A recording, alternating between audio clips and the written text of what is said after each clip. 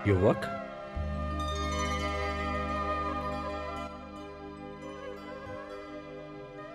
गुरुदेव, आप? सुहृदय। प्रणाम प्रभु। आयुष्मान भव। पुत्र, ये तुम्हारे दादा श्री अर्जुन हैं। हाँ, गुप्त क्षेत्र में हम अल्प समय के लिए मिले थे। प्रणाम दादाश्री। विजयी भव पौत्र। गुरुदेव, मुझे युद्ध की सूचना मिली और मैं चला आया। हाँ वत्स, युद्ध की घोषणा हो चुकी है। अब हमें अपने पक्ष की शक्ति का विस्तार करना होगा। गुरुदेव, अब आपको चिंता करने की क्या आवश्यकता है? आपका शिष्य सिद्ध क्षेत्र से सिद्धियां प्राप्त करके लौटा है। मैं अकेला ही समस्त कौरव सेना को समाप्त कर सकता हूं।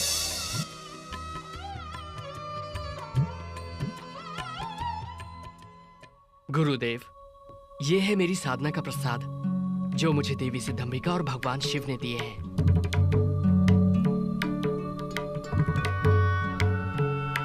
इन बाणों की विशेषता क्या है पुत्र? पहला बाण जब चलेगा तो जिन लोगों के वध की मैं कामना करूंगा, ये उन पर मृत्यु चिन्ह बना देगा। पौत्र, ये कुछ अतिशयोक्ति नहीं लगती? नहीं दादाश्री, जब ये दूसरा बाण चलेगा तो जिन जिन के शरीर पर मृत्यु चिन्ह का निशान है, ये उनका वध कर देगा। तुमने इन बाणों की कभी परीक्षा की है? अब युद्ध होने ही वाला है, परीक्षा भी हो जाएगी।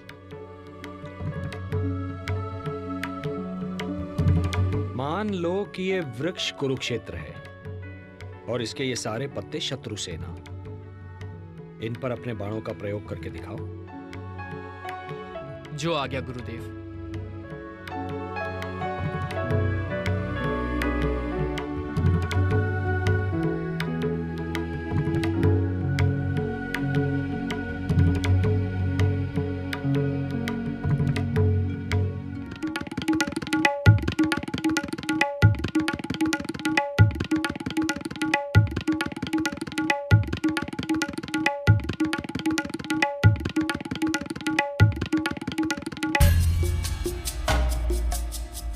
इस वृक्ष के सारे पत्ते मेरे लक्ष्य पर हैं गुरुदेव।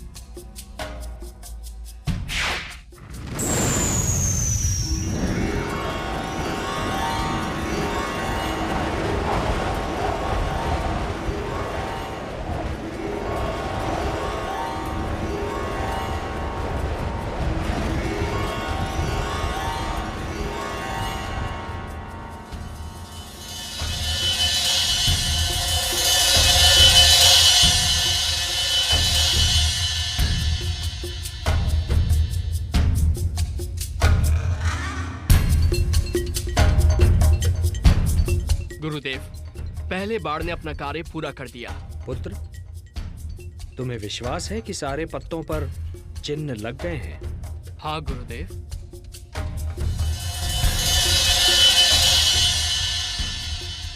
गुरुदेव, अब मेरे दूसरे बाण को छोड़ने से जितने पत्तों पर चिन्ह हैं, वो भूमि पर गिर जाएंगे।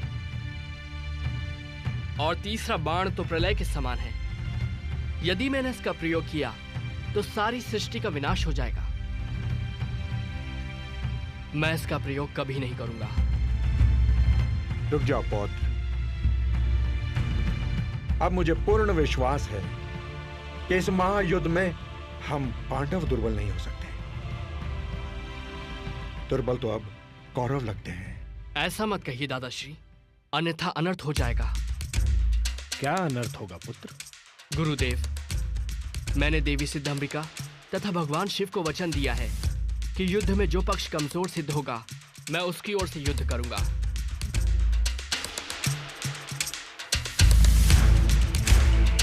तो इसका अर्थ यह हुआ पौत्र कि बीच युद्ध में भी आप हमारे शत्रु का पक्ष ले सकते हो?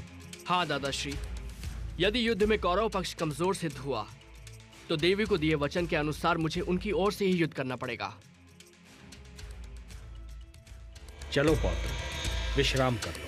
क्षमा करें गुरुदेव, मैंने निर्णय लिया है कि युद्ध क्षेत्र से बाहर रहकर ही युद्ध देखूंगा।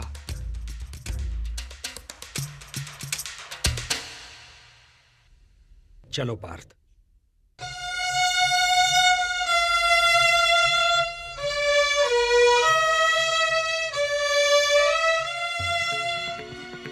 हे केशव, हे जनार्दन, इस युद्ध में तो हमारी विजय निश्चित है। निस्संदेह, किंतु जो मैं अभी सुनकर आ रहा हूं उसका अर्थ यह है कि पहले हमें पराजय की सीमा तक पहुंचना होगा, और पराजय का अर्थ है पांडवों में से 2-3 की मृत्यु और पांडव सेना का विनाश। पराजय? मैं कुछ समझा नहीं केशव। पार्थ, यदि हम कौरव सेना का नाश कर दें और विजय की ओर चलें, तो बर्बरीक अपने 2 ही बाणों से अपने विजय उल्लास को पराजय में बदल देगा। तो अब क्या करें?